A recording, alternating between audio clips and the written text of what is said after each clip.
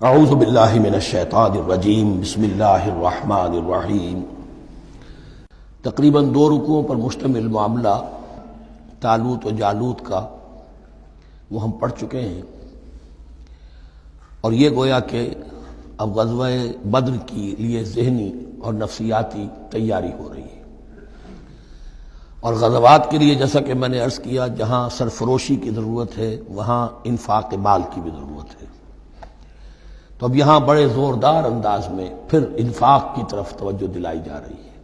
وہی 4 ڈوریاں ذہن میں رکھیے، انفاق اللہ کی راہ میں یعنی جہاد بالمال، قتال جہاد بالنفس کی آخری شکل، اور شریعت میں عبادات اور معاملات، یہ 4 ڈوریاں گتھی ہوئی ہیں ان 22 رکوعوں کے اندر، جن پر دوسرا نصف جو ہے سورہ بقرہ کا مشتمل ہے۔ یا ایھا الذین آمنوا انفقوا مما رزقناکم من قبل ان یأتی یوم لا بیع فیہ ولا خلۃ ولا شفاعۃ، اہل ایمان خرچ کر دو ان چیزوں میں سے کہ جو اللہ نے تمہیں دی ہیں، اس سے پہلے کہ وہ دن آ دھمکے جس دن نہ کوئی خرید و فروخت ہوگی، نہ کوئی دوستی کام آئے گی، نہ کوئی شفاعت مفید ہوگی۔ والکافرون هم الظالمون، اور کافر ہی تو ظالم ہیں۔ اب یہاں کافر سے مراد کون ہے؟ کافر اصطلاحی نہیں، کافر معنوی، جو اللہ کے اس حکم انفاق کی تعمیل نہیں کرتا، دیکھتا ہے کہ دین مغلوب ہے، اس کو غالب کرنے کی جد و جہد ہو رہی ہے، اس کی کچھ تقاضے ہیں، مالی ضرورتیں ہیں اس کی، اور اللہ نے اسے قدرت دی ہے، اس میں خرچ کر سکتا ہے اور نہیں کرتا، وہ ہے اصل کافر۔ اس کے بعد وہ آیت آ رہی ہے جو قرآن حکیم کی عظیم ترین آیت ہے، حضور فرمان نبوی صلی اللہ علیہ وسلم، آیت الکرسی۔ اس کا تو نام بھی چونکہ معروف ہے، میں نے جو آپ کو بڑے بڑے حکمت کے موتی اور بڑے بڑے پھول آپ کو گنوائے ہیں، آیت الآیات، آیت البر، آیت الاختلاف، اور اب یہ ہے آیت الکرسی، توحید کے عظیم ترین خزانوں میں سے ہے۔ ہی سیدۃ آیات القرآن، حضور نے فرمایا یہ تمام آیات قرآنی کی سردار ہے۔ جس طریقے سے آیہ بر اور سورۃ العصر میں ایک نسبت ہے کہ ہدایت اور نجات کی شرائط ساری کی ساری ایک چھوٹی سی صورت میں اللہ نے جمع کر دی، والعصر ان الانسان لفی خسر الا الذین آمنوا وعملوا الصالحات وتواصوا بالحق وتواصوا بالصبر، لیکن اس کی تفصیل ایک آیت میں آئی، وہ آیت البر ہے۔ چنانچہ جو منتخب نصاب ہم نے مرتب کیا ہے دعوت قرآن کے لیے، میں پہلا درس سورۃ العصر کا ہے اور دوسرا درس آیت البر کا ہے۔ جو نسبت سورۃ العصر میں ہے کہ وہ سورت ہے، یہ آیت ہے، لیکن اس آیت میں کئی سورتیں نکل سکتی ہیں حجم کے اعتبار سے سورۃ العصر کے برابر۔ یہی نسبت ہے سورہ اخلاص میں، 4 آیتیں، توحید کا عظیم ترین خزانہ، اور یہ آیت الکرسی، یہ آیت ہے سورہ اخلاص، اس میں 4 بن جائیں گی حجم کے اعتبار سے، لیکن اسے حضور نے ثلث قرآن قرار دیا ہے، توحید کے موضوع پر جامع ترین سورۃ الاخلاص، لیکن توحید اور خاص طور پر توحید فی الصفات کے موضوع پر عظیم ترین آیت یہ آیت الکرسی ہے۔ اللہ لا الہ الا ہو، اللہ وہ معبود برحق ہے جس کے سوا کوئی الہ نہیں، بڑا کیٹیگوریکل۔ الحی القیوم، وہ زندہ ہے از خود اور با خود، اس کی زندگی مستعار نہیں ہے۔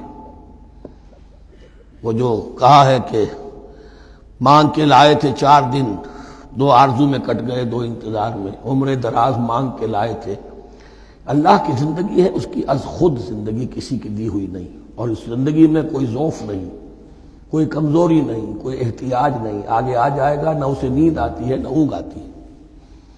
قیوم، خود اپنی جگہ وہ زندہ جاوید ہستی ہے، اور باقی ہر شے کا وجود اس کے حکم سے قائم ہے، کوئی شے قائم نہیں ہے بغیر اس کے اذن کے۔ تو گویا کہ احد اور الصمد، اللہ اپنی جگہ احد، لیکن باقی پوری کائنات کے لیے صمد ہے، جو سورہ اخلاص میں 2 الفاظ آئے ہیں، قل هو اللہ احد اللہ الصمد، اللہ حی ہے اور قیوم ہے۔ لا تأخذہ سنۃ ولا نوم، اس پر غالب نہیں ہو سکتی نہ نیند نہ اونگ، لہو ما فی السماوات و ما فی الارض، آسمانوں اور زمین میں جو کچھ ہے اسی کا ہے، ملکیت تامہ، ملکیت حقیقی اس کی ہے۔ من ذا الذی یشفع عندہ الا باذنہ، کون ہے وہ جو شفاعت کر سکے اس کے پاس مگر اس کی اجازت سے۔ اب یہ مقام آیا ہے سورہ بقرہ میں پہلی مرتبہ، 3 مرتبہ کیٹیگوریکل ڈینائل کے بعد، کوئی شفاعت نہیں، کوئی شفاعت نہیں، کوئی شفاعت نہیں۔ یہاں بھی جو انداز ہے بہت ہی جلالی انداز ہے، منزل الذی، کس کی یہ حیثیت ہے، کس کا یہ مقام ہے، کس کو یہ زور حاصل ہے کہ وہ اپنے اختیار کے بل پر، جو اپنی حیثیت کی بنیاد پر شفاعت کر سکے؟ ہاں، جس کے لیے اللہ اجازت دے دے۔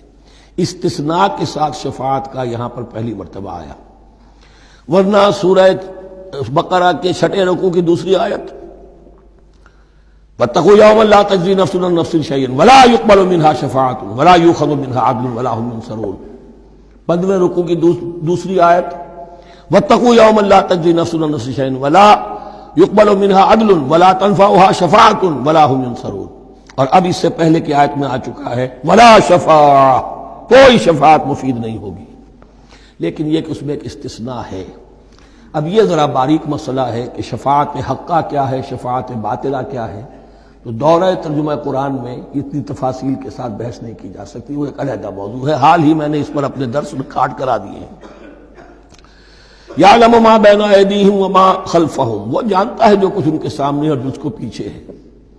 عام طور پر دنیا میں ہم سفارش کرتے ہیں تو کہتے ہیں کہ بھئی میں جانتا ہوں اس شخص کو بہتر، اصل میں جیسا کچھ یہ نظر آتا ہے ویسا نہیں ہے، یا جیسا کچھ فیکٹس آن دی فائل آ گئے ہیں وہ بڑے ہی ڈیسیونگ ہے، اصل حقائق کچھ اور ہیں اس کیس کے، وہ میں آپ کو بتاتا ہوں۔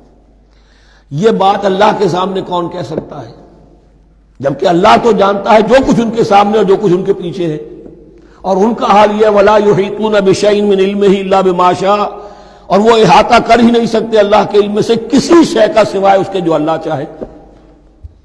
باقی ہر ایک کے پاس علم جو ہے اللہ کا عطائی علم ہے، دیا ہوا علم ہے، محدود علم ہے، بڑے سے بڑا رسول ہو، بڑے سے بڑا ولی ہو، بڑے سے بڑا فرشتہ ہو۔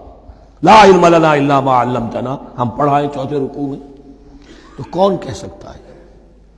من ذا الذی یشفع عندہ الا باذنہ یعلم ما بین ایدیہم وما خلفہم ولا یحیطون بشیء من علمہ الا بما شاء وسع کرسیہ السماوات والارض، اس کی کرسی تمام آسمانوں اور زمین کو محیط ہے۔ اب کرسی کے 2 مفہوم یہاں ہو سکتے ہیں، ایک تو یہ کہ اس سے جو معنی مراد ہے یعنی اس کا اقتدار، اس کی قدرت، اس کا جبر، اس کا اختیار، یہ اتھارٹی پوری کائنات کو۔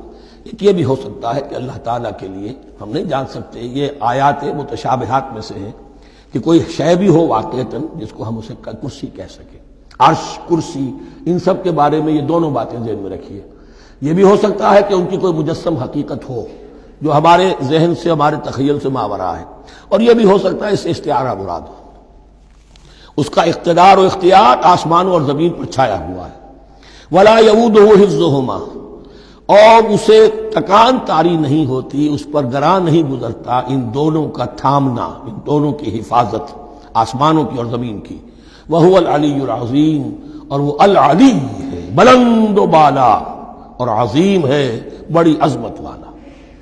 یہ آیت الکرسی سیدۃ آیات القرآن، تمام آیات قرآنی کی سردار اور توحید الہی کا ایک بہت بڑا خزانہ۔ صدق اللہ العظیم۔